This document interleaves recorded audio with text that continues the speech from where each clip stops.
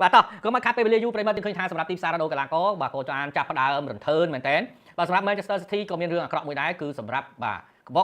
Walker ត្រូវបាន AC Milan បដិសេធហើយបាទនៅក្នុងការបន្តអញ្ចឹងមានន័យថា Walker នឹងត្រូវត្រឡប់មកកាន់ Manchester City វិញសម្រាប់មកដល់ពេលនេះសម្រាប់ Manchester City គឺដោះស្រាយបានតែមួយរូបទេបាទគឺ Kevin De Bruyne បាទ De Bruyne មកដល់ពេលនេះគឺកំពុងតែចរចាដល់ដំណាក់កាលចុងក្រោយហើយជាមួយនឹង Napoli អញ្ចឹងសម្រាប់ Napoli គឺប្រហែលជាមាន De Bruyne បាទនៅក្នុងរដូវកាលក្រោយបាទ De Bruyne ប្រហែលជាមិនចង់ចូលរួមជាមួយនឹងក្លឹបនៅអង់គ្លេសទៀតទេព្រោះដោយសារតែបើសិនចូលរួមនៅអង់គ្លេសវាត្រូវប៉ះពាល់ជាមួយនឹងក្លឹបរបស់គាត់ដើមព្រោះគាត់នៅនឹងយូរដែរអញ្ចឹងណាបាទអញ្ចឹងសម្រាប់ការទិញដូរកីឡាករកំពុងតែមមាញឹកហើយនៅពេលនេះត្បិតតែទីផ្សារដោះដូរគឺគេនៅតែបន្តជាមួយនឹងការមិនទាន់បើក 100% ទេប៉ុន្តែសម្រាប់កីឡាករគឺមានសិទ្ធិបាទសម្រាប់ក្លឹបនិងកីឡាករអាចមានសិទ្ធិហើយបាទដោះបានហើយបាទប៉ុន្តែបើទីផ្សារបើកបិទគឺមិនទាន់ 100% ទេបាទហើយអ្វី Arsenal ទិញកីឡាករមិនលះដូចក្លឹបដទៃទៀតអញ្ចឹងបាទបងប៉ាន់សុធីបើសិនជាយើងនិយាយអំពី Arsenal យើងអាចនិយាយបានថាសម្រាប់គាត់ក្លឹបក៏ចាយលុយរបស់គាត់ក៏មានកម្រិតដែរបាទសម្រាប់តកែក្លឹបរបស់ Arsenal គឺជនជាតិអាមេរិកបាទលោក Kroenke បាទហើយក៏សម្រាប់គាត់ចាយលុយគឺគាត់ជាអ្នក businessman គឺមានន័យថាអ្នកជំនួញអញ្ចឹងសម្រាប់ការចាយពីរបស់គាត់គឺមិនងាយស្រួលប្រហែលទេបាទធ្វើមិនឲ្យតែក្លឹបគឺស្ថិតមានស្ថិរភាពមានចំណូលគ្រប់គ្រងការចំណាយគាត់សល់លុយចំណេញគឺបានហើយបាទសម្រាប់ការប្រកួតប្រជែងប្រិមត្តឃើញហើយក្នុងរយៈចុងក្រោយ Arsenal ក៏ចាយលុយច្រើនគួរសមដែរប៉ុន្តែគ្រាន់ថាយកមកហ្នឹងគឺហាក់បីដូចជាខាតច្រើនបាទការទិញដូរកីឡាករណាបើប្រៀបធៀបជាមួយនឹងការដឹកនាំពីមុនរបស់លោក Arsene Wenger គឺការទិញដូរកីឡាករក៏មិនជាខ្ពស់ណាស់ណាដែរបាទលោក Arsene Wenger ជាមួយនឹងលោក Sir Alex Ferguson គឺគាត់ទាំងពីរអ្នកស្រដៀងគ្នាការយកកីឡាករគឺភាគច្រើនគឺយកកីឡាករដែលនៅក្លឹបឆ្ងាយឬក៏ជាកីឡាករដែលអ្នកគ្រប់គ្នាអ្នកខ្លះមើលមិនឃើញទេបាទអ្នកខ្លះទៅគឺមើលកីឡាកររូបនោះដែលឃើញមកពីណាទេដោយការដែលលោក Sir Alex Ferguson យក Cristiano Ronaldo មកពី Sporting ចឹងអ្នកទាំងអស់គ្នាមិនថាអ្នក fan នៅក្នុងប្រទេសកម្ពុជាក៏ដូចជា fan នៅក្នុងប្រទេសអង់គ្លេសផ្ទៃក៏គាត់ហាក់បីដូចជាមិនសប្បាយចិត្តជាមួយនឹងវត្តមានរបស់ Cristiano Ronaldo ដែរដែលគេលើកឡើងថាលោកគ្រូសើលេបសិនយកអ្នកណាមកពីខាងណាទេមើលទៅដូចជាមិនតំណងទេហើយស្របពេលប្រិមត្តឃើញហើយសម្រាប់ Ronaldo មកកាន់ Man U ដំបូងបាទដូចកុកហ្នឹងបាទស្គមបាទមាត់នឹងផត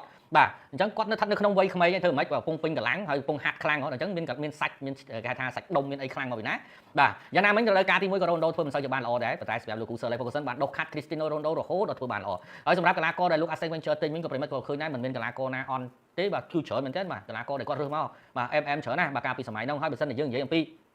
Arsenal នេះក៏លោក Arsene Wenger នឹងបានជួយច្រើនមែនទែនបាទជាមួយនឹង business ហ្នឹងបាទទិញមកថោកលក់វិញបានថ្លៃបាទប៉ុន្តែគាត់ថាតម្លៃទិញដូរកីឡាករកាលសម័យនោះវាមិនខ្ពស់ដល់ថ្នាក់ហ្នឹងទេណាប្រិមត្តប៉ុន្តែបើសិនជាយើងគិតពីអតិផរណាឬក៏យើងនិយាយអំពីកម្រិតតម្លៃនៃលុយកាលពីពេលហ្នឹងណាគឺ20-30 លានហ្នឹងគឺវាច្រើនហើយប្រិមត្តបាទ20-30 លានគឺវាច្រើនហើយប៉ុន្តែដល់ពេលចាប់ផ្ដើមបច្ចុប្បន្នប្រិមត្តក៏ដឹងដែរបាទគឺសម្រាប់តម្លៃអីផ្សេងៗគឺវាចាប់ផ្ដើមកើនឡើងខ្ពស់មានន័យថាទំនិញបាទឧទាហរណ៍ថាយើងធ្លាប់ទិញត្រីមួយក្បាលពីមុនតែ2500ទេបាទឥឡូវត្រីមួយក្បាលហ្នឹងគឺ10000ហើយបាទប៉ុន្តែតម្លៃប្រាក់ខែរបស់យើងក៏វាកើនទៅតាមនឹងដូចគ្នាគ្រាន់តែយើងនិយាយទៅទំនិញហើយជាមួយនឹងលុយចាប់ដើមធ្លាក់ថ្លៃជាងទំនិញហើយថ្លៃជាងបាទតែប៉ុណ្្នឹងឯងបាទអញ្ចឹងបើសិនតែយើងនិយាយអំពី Arsenal យើងតាំងពីដើមមកគឺគាត់មិនសូវជានេះប្រហែលទេបាទការចំណាយរបស់គាត់វាអាចនឹងតែបើសិនតែខ្ពស់មែនតើគឺមិនងាយទេបាទមិនងាយទេបាទហងទិញបានខ្លះហងទិញបានមួយរូបធំហើយបាទគឺ Jeremy Frimpong ពី Bayer Leverkusen បាទក្នុងតម្លៃ35លានផោនបាទអញ្ចឹងសម្រាប់Jeremy 35លានអឺរ៉ូមិនផោនទេបាទ35លានអឺរ៉ូបាទហើយ Jeremy Frimpong បានតេសបាទហើយសម្រាប់ Liverpool ក៏កំពុងតែតចាបន្ថែមទៀតជាមួយនឹង Florian Wirtz បាទហើយ Florian Wirtz នេះគឺចាយធំមែនតើសម្រាប់ Liverpool នេះតែមិនឃើញលើហ្នឹង Liverpool ចាយលុយហ៊ានចាយលុយខ្លាំងណាស់បាទ130លានអឺរ៉ូបាទមិនតិចទេណាបាទតម្លៃដែលផ្ទេប្រហែលជា100បុក add on ប្រហែលជា30បាទអញ្ចឹង130លានបាទ Liverpool បើចាយថែមួយរូងទៀត130លានបុក30លានទៀត160លានហើយឥឡូវកំពុងតែចរចា Kirkes បាទរបស់ Bournemouth ហើយអញ្ចឹងបើចរចាបានទៀតបាទតែក្នុងចំណោមមានតែ3នាក់ហ្នឹងណាដែលស្ថិតនៅក្នុងគោលដៅពោះបំផុតហើយគឺមានបាទ Frimpong ចរចាបានហើយចុះឈ្មោះរួចរាល់បាទនៅសល់ Florian Wirtz កំពុងតែស្ថិតនៅក្នុងការចរចាពាក់កណ្ដាលផ្លូវហើយសម្រាប់ Kirkes ក៏កំពុងចរចាពាក់កណ្ដាលផ្លូវដូចគ្នាសម្រាប់ Florian Wirtz គឺគាត់បានប្រាប់ទៅកាន់ក្លឹបផ្សេងៗដូចជាបានប្រាប់ទៅកាន់ Bayer Leverkusen ផ្ទាល់តែម្ដងគឺគាត់ចង់ទៅ Liverpool បាទអញ្ចឹង Liverpool ត្រូវតែសម្រេចចិត្តនៅក្នុងការផ្ទេរគាត់មកអញ្ចឹងបើសិនជាយើងនិយាយមកដល់ពេលនេះគឺសម្រាប់ Liverpool នៅក្នុងរដូវកាលក្រោយអាចនឹងមិនធម្មតាទេបាទមិនធម្មតាទេប្រិមិត្តបាទតែយ៉ាងណាមិញសម្រាប់មកដល់ពេលនេះបាទ Liverpool ក៏ត្រូវការចំណាយចំណូលមកវិញខ្លះដែរអញ្ចឹងសម្រាប់ Luis Diaz ក៏កំពុងតែស្ថិតនៅក្នុងបាទបញ្ជីនៅក្នុងការអាចនឹងបញ្ចេញប៉ុន្តែតម្លៃលក់បាទ Luis Diaz គឺថ្លៃបាទថ្លៃបាទ Barcelona គឺដូចជាកវីក្បាលហើយណាប្រិមិត្តបាទ Barcelona កវីក្បាលហើយអត់អាចយក Luis Diaz បានទេបាទអញ្ចឹង Luis Diaz អាចនឹងលក់ទៅកាន់ក្លឹបអារ៉ាប់បាទដែលមើលទៅមានការចង់បានពីក្លឹបរបស់ Cristiano Ronaldo តែម្ដងគឺ Al Nassr បាទហើយដើម្បីជើងឯក UEFA បានលេងបាទហើយដើម្បីជើងឯក UEFA បានលេង UCL ដែរអត់យល់ប្រិមិត្ត UCL ហ្នឹងបានន័យថាម៉េច UEFA ហ្នឹងបានន័យថាម៉េចសុភានួនបើសួរអញ្ចឹងខ្ញុំឆ្លើយថាម៉េចបាទលីកនីមួយៗបើករដូវកាលថ្មីខែណាបាទខែ7ចុងខែដើមខែពាក់កណ្ដាលខែ7ចុងខែ7បាទទុំហ្នឹងស៊ូបន្ទុះតិចបែរខ្លៅអូយបើសួរដល់ស៊ូបន្ទុះវិញស៊ូបន្ទុះរាល់ថ្ងៃនេះបាទធ្វើមិនទប់ទល់ឲ្យខ្លួនឯងហ្នឹងលេងបានឲ្យត្រឡប់មករកភាពល្អវិញខ្លះទៅបាទរដូវកាលនេះស៊ូបន្ទុះលេងក្រៅដីទៅទាំងអស់សត្វស្ពៃបាទលេងក្នុងដីគ្រាន់បាទកាយសវណ្ណយុទ្ធបាទខ្ញុំគិតថាយប់នេះសត្វពស់នឹងព្រោះពឹសពេញទីក្រុងប៉ារីសពេញទីក្រុងប៉ារីសទេបាទអត់យល់ទេអត់យល់សុភានួននឹងសំនួរនឹងបានន័យថាម៉េចទេខ្ញុំអត់យល់ទេ ជើងឯក UEFA បានលេងនៅ UCL ដែរនឹងអត់យល់ទេបាទ UEFA មកពីពាក្យកាត់គឺសហព័ន្ធបាល់ទាត់អឺរ៉ុបហើយ UCL មកពីពាក្យកាត់ថា UEFA Champions League បាទដល់អញ្ចឹងសួរថា UEFA ហើយ UEFA Champions League ហ្នឹងមិនវិញបាទខ្ញុំអត់យល់ទេបាទសួរម្ដងទៀតបាទ Chelsea ទិញបានមួយរូបហើយបាទ delete បាទទិញបាន delete ហើយសម្រាប់រឿងល្អមួយគឺសម្រាប់ Sancho បាទដូចជា Chelsea ដូចជាដាច់ចិត្តហើយនៅក្នុងការយកបាទព្រោះការលេងចុងក្រោយហ្នឹងឃើញថា Sancho នេះគឺធ្វើបានល្អបាទអញ្ចឹងអ្នកដែលត្រូវចាក់ចេញពី Chelsea វាអាចនឹង Nkunku អាចនឹងមានកីឡាករមួយចំនួនដែលស្ថិតនៅក្នុងតំបន់ប្រយុទ្ធណាបាទអាចនឹងត្រូវចាក់ចេញបាទហើយសម្រាប់បាទកីឡាករដែលយើងឃើញវត្តមានជាមួយនឹងការប្រកួតមួយរៀបទីខ្ញុំគិតថាអត្រាគឺនៅបន្តច្រើនហើយបន្តែសម្រាប់ Chelsea គឺថាទិញប្រយុទ្ធទៀតហើយប្រិមិត្តបាទបើស្វត់នៅតែទិញប្រយុទ្ធទៀតខ្ញុំមិនដឹងថាតើធ្វើមកទៀតទេបាទបច្ចុប្បន្នប្រយុទ្ធគាត់ល្អហើយប៉ុណ្ណឹងខ្ញុំគិតថាវាគួរសមហើយបាទត្បិតតែរបៀបរបបនៅក្នុងការរកគ្រាប់វានៅមានភាពតានតឹងប៉ុន្តែក៏ដោយសារតែតំបន់ការពាររបស់គាត់នៅស្ទើរដែរបាទបាទហើយអ្វីបានជើងឯក Europa League បានលេង UCL ដែរបាទនិយាយអញ្ចឹងបានត្រឹមត្រូវបាទសម្រាប់រឿងរ៉ាវនេះគឺគេឲ្យយូរណាស់មកហើយណាសុភានួនតាំងពីណាពីណីមកក្រុមដែលលើកពាន Europa League នឹងទទួលបានមួយកៅអីនៅក្នុងការលេងពាន UEFA Champions League នៅរដូវកាលក្រោយ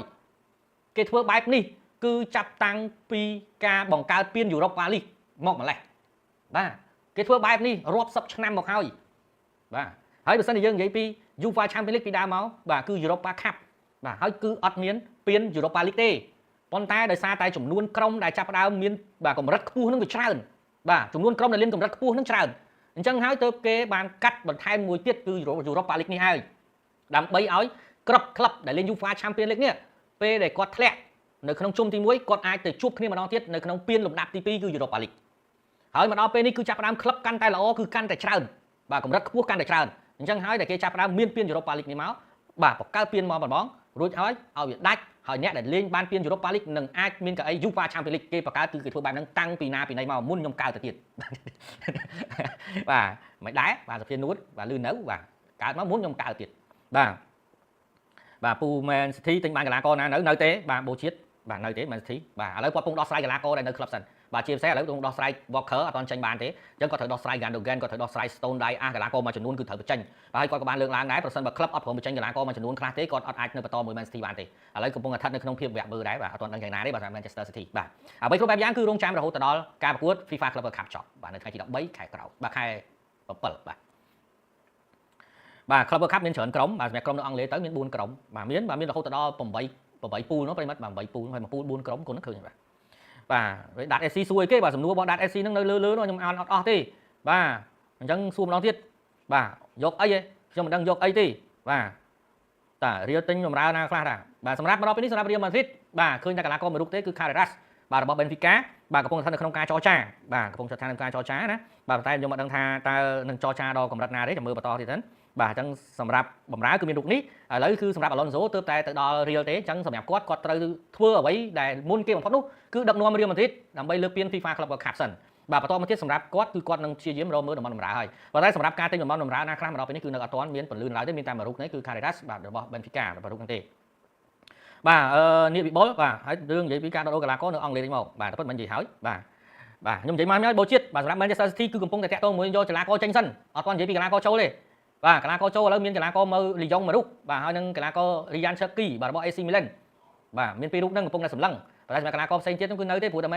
Manchester City គាត់ត្រូវការបញ្ចេញកីឡាករចាស់ៗរបស់គាត់សិនបាទហើយសម្រាប់កីឡាករបើក្លឹបនៅក្នុងប្រទេសអង់គ្លេសមកដល់ពេលនេះគឺមានការចរចាជជែកច្រើនបាទមានដូចជា Manchester City គឺនៅទេបាទមិនទាន់ជាល្បីល្បីអីខ្លាំងទេតែមានដូចជា Liverpool, Man U, Arsenal កំពុងតែល្បីល្បីមែនតើនៅក្នុងការទិញដូរកីឡាករបាទស្របពេលដែល Chelsea នៅវិញក៏ដូចគ្នាដែរកំពុងតែវិសវ័យមែនតើសម្រាប់ Spurs ដូចស្ងាត់បាទព្រោះឥឡូវគេបានពាន Europa League ហើ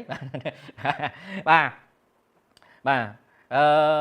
Kakes បាទ Kakes របស់ Bournemouth បាទ Kakes របស់ Bournemouth បាទអ្នកលីភូចង់បានណាបាទកីឡាករការពារក្លឹប Chelsea មានគ្រប់គ្រាន់តែបង្កើនពង្រឹងសមត្ថភាពបន្ថែមខ្ញុំគិតថាអត់ទាន់គ្រប់ទេជាតិបាទសម្រាប់ខ្ញុំនឹងគិតថាការពារកដាលនៅអត់ទាន់ល្អទេបាទសម្រាប់ Chelsea ណាបាទសម្រាប់ Cucurella ហើយជាមួយនឹងខាងស្ដាំខ្ញុំគិតថាដូចអត់បញ្ហាអីទេបាទល្មមអាចទទួលយកបានប៉ុន្តែតំបន់ការពារកដាលខ្ញុំគិតថានៅមានកង្វល់ខ្វះខាតបាទសម្រាប់ជាជាតិសម្រាប់ជាជាតិដែលជា fan របស់ Chelsea មើលឃើញអញ្ចឹងតែសម្រាប់ខ្ញុំមើលឃើញមានខ្វះខាតឡើងហ្នឹងហើយតំបន់បម្រើការពារគឺអត់ទាន់មានបម្រើការពារមាំទាំទេទៅពឹងលើ Enzo Fernandez គឺខ្ញុំគិតថាឲ្យ Enzo ទៅលេងនៅក្នុងតំបន់បម្រើប្រយុទ្ធវិញគឺល្អជាងបាទ support កដាសុតក៏ល្អដែរប៉ុន្តែគាត់ថាមានតំបន់បម្រើការពារមួយរូបមាំទាំម្នាក់ទៀត